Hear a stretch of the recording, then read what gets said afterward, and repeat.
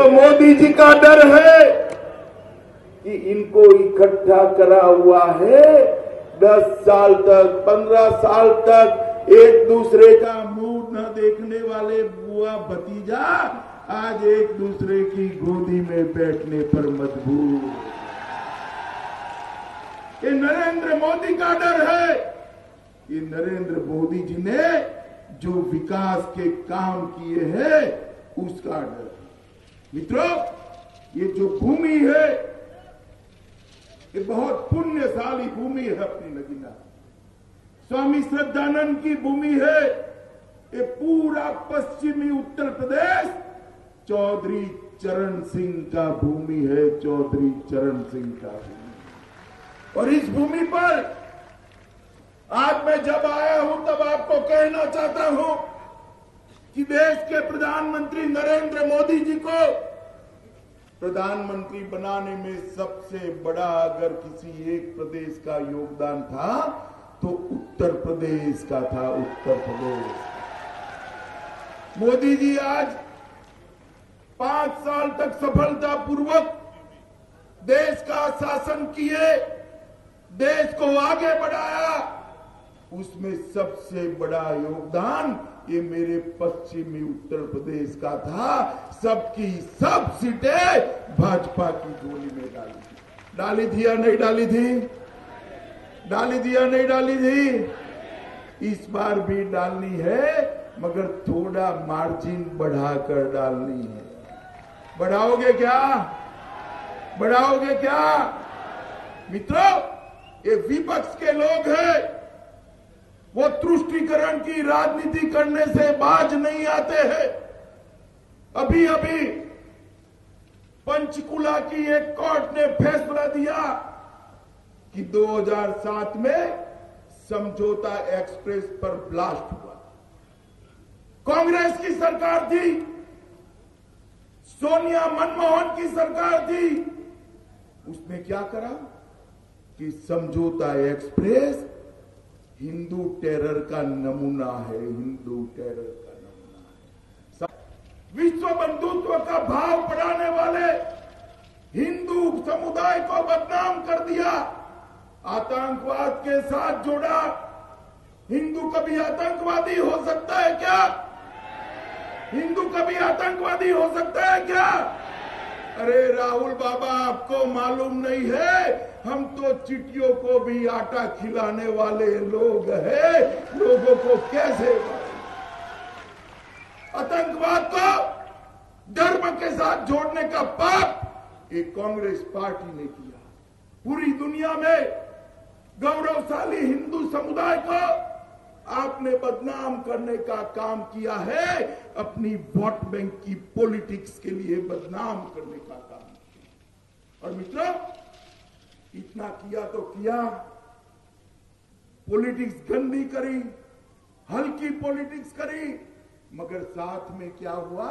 आपने पाकिस्तान के पाक प्रेरित लश्कर-ए तोयबा को भी क्लीन चिट देकर जो ब्लास्ट करने वाले असली गुनहगार थे उनको छोड़कर नकली गुनहगारों को पकड़ने का काम कर देश की सुरक्षा के साथ खिलवाड़ करने का काम एक कांग्रेस पार्टी के अध्यक्ष ने किया।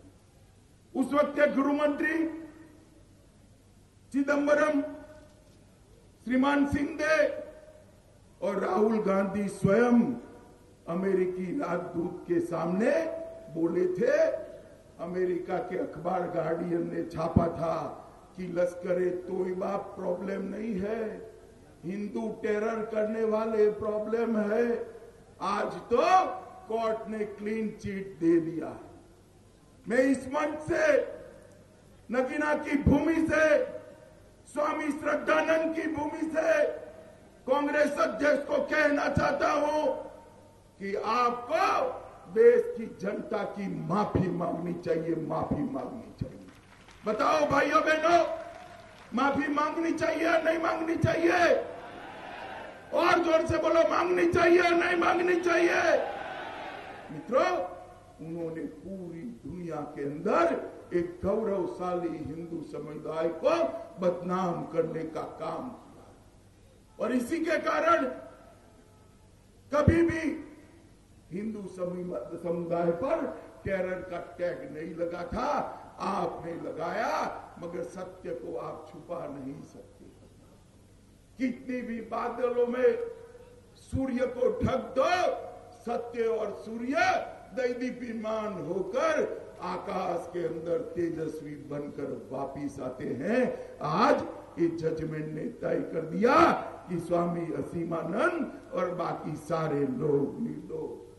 कांग्रेस की ये वोट बैंक की जो पॉलिटिक्स है, वो पॉलिटिक्स ने देश की सुरक्षा के साथ खिलवाड़ करने का काम किया और इसी का नतीजा है मित्रों। आज मैंने अभी आते आते पढ़ा, व्हाट्सएप पर आ रहा था, राहुल गांधी केरल की ओर भागे हैं अमेठी छोड़कर। क्यों केरल भागे हैं? आप सबको मालूम है अमेठी में इस बार उनका हिसाब किताब चुकता होने वाला है। तो वहां पर केरल के अंदर जाकर ये जो तुष्टीकरण की राजनीति है, इसके आधार पर विजेता बनने चाहते हैं। राहुल बाबा, आप कहीं पर भी घूम लो, अपने आप को शिव भक्त कहलाते हो। वोट बैंक की राजनीति करने के लिए देश की सुरक्षा के साथ आपने खिलवाड़ किया है। देश की जनता जहां भी जाओगे आपसे हिसाब मांगेगी। मित्रों, मांगना चाहिए या नहीं मांगना चाहिए? जोर से बोलो, मांगना चाहिए या नहीं मांगना चाहिए? नरेंद्र मोदी जी की सरकार 5 साल चली। हमने कहा था ये सरकार गरीबों की होगी, दलितों की होगी, आदिवासियों की होगी, पिछड़ों की होगी, गांव की होगी, किसान की होगी। और 5 साल के अंदर हमने 7 करोड़ गरीब महिलाओं को गैस का सिलेंडर देने का काम ये भारतीय जनता पार्टी की नरेंद्र मोदी सरकार, 2 करोड़ लोगों को, 2.5 करोड़ लोगों को घर देने का काम किया है। 2 करोड़ 35 लाख लोगों के घर में बिजली पहुंचाने का काम किया है। 50 करोड़ गरीबों को, नगीना वालों को कहना चाहता हूं, मेरे दलित परिवार के सभी लोगों को, 50 करोड़ गरीब लोगों के जीवन में कोई बीमारी आती है तो 5 लाख तक कोई रुपया खर्च करने की जरूरत नहीं है। आपका इलाज मोदी सरकार कराएगी। मित्रों, सिर्फ यही जनपद के अंदर बिजनौर के और हमारे ये सांसद के बीच में 2 लाख परिवार लाभार्थी हुए हैं आयुष्मान भारत योजना के। और मित्रों, अभी अभी मैंने देखा कि गन्ना की बात कर रहे, और कौन कर रहा है? सपा बसपा कर रहे हैं। भाई, आप हमें सलाह मत दीजिए। आपका शासन था 2011 से 2015 तक गन्ना का भुगतान नहीं हुआ था। ये योगी और मोदी की सरकार है जिसने 2017 तक का 57,000 करोड़ का गन्ना का भुगतान करने का काम समाप्त कर दिया। और आज सिर्फ ये साल का गन्ना बाकी है। चुनाव समाप्त होने के पहले सबके बैंक अकाउंट के अंदर गन्ना का भुगतान पहुंच जाए, इस प्रकार की व्यवस्था ये भारतीय जनता पार्टी की सरकार ने की। 92 चीनी मिलों को पूरा गन्ना का भुगतान ये भारतीय जनता पार्टी की सरकार ने किया है। और ये रमाला की सहकारी चीनी मिल, इसकी पेराई की क्षमता में 27 इतना विस्तार किया और इसके साथ 27 मेगावाट का जनरेशन प्लांट की भी स्थापना करी। ये पश्चिम से पूरब को जोड़ने वाला मेरठ से प्रयागराज तक का गंगा एक्सप्रेसवे 36,000 करोड़ के खर्च से बनने वाला है। गढ़मुक्तेश्वर के अंदर 20 करोड़ रुपया की लागत से गंगा पर घाट बनाने का काम किया है। और एक जनपद एक उत्पाद के अंदर अपने बिजनौर को काष्ठ कला के मार्केटिंग के लिए बहुत बड़ी योजनाएं देने का